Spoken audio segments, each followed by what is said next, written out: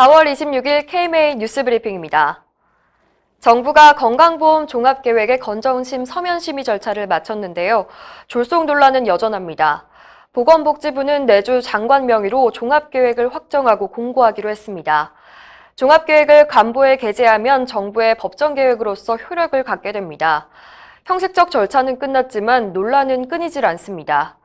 대한의사협회는 건보 종합계획에 대해 곳간에 쌓여있는 적립금을 통한 손쉬운 보장성 강화 대책이라고 비판했고 결국 미래 세대의 보험료 폭증이라는 부담을 떠넘길 수밖에 없다고 지적했습니다.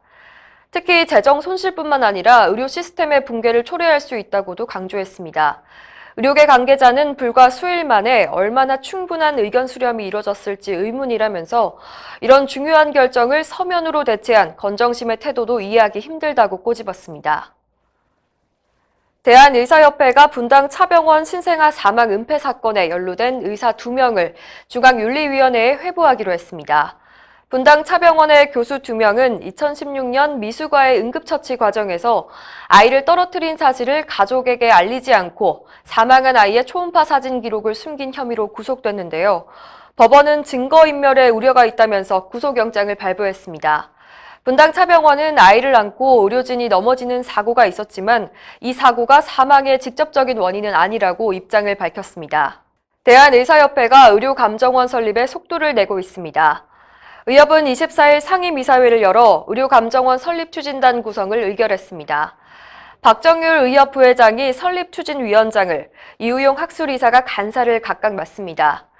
의료감정이란 법원과 검찰 등으로부터 의뢰받아 환자의 진료 기록부를 검토해 의학적 소견을 회신하는 일을 말하는데요. 의협은 지난 1991년부터 이 업무를 수행하고 있습니다. 2017년도 한 해에만 총 2,510건을 처리했습니다. 지금까지는 의협 내 감정심의위원회가 이 일을 해왔는데요. 보다 신속하고 전문적이며 공정하게 처리하기 위해서 별도의 기관을 설립하려는 겁니다.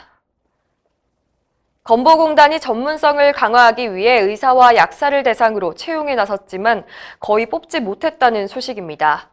공단은 2월 차장급 1명, 과장급 10명 등 총 11명의 약사를 채용한다는 공고를 냈지만 단 2명을 채용하는 데 그쳤습니다.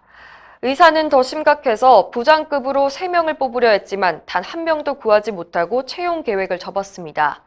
메디컬타임스에 따르면 건보공단이 지급하는 전문직 특별 업무 수당이 의사는 30-40만 원, 약사는 5만 원에 불과하고 강원도 원주에서 근무해야 하는 점 등이 의약사들의 외면을 받은 이유로 풀이됩니다. 공단 관계자는 전문 분야 업무가 늘어나고 있는 만큼 전문직 채용은 필수적이라면서도 공공기관이 의사와 약사들의 보수를 맞춰주기란 쉽지 않다는 것은 누구나 아는 사실이라고 말했습니다. 이상으로 뉴스브리핑을 마칩니다. 자세한 사항은 의협신문을 참고하시길 바랍니다.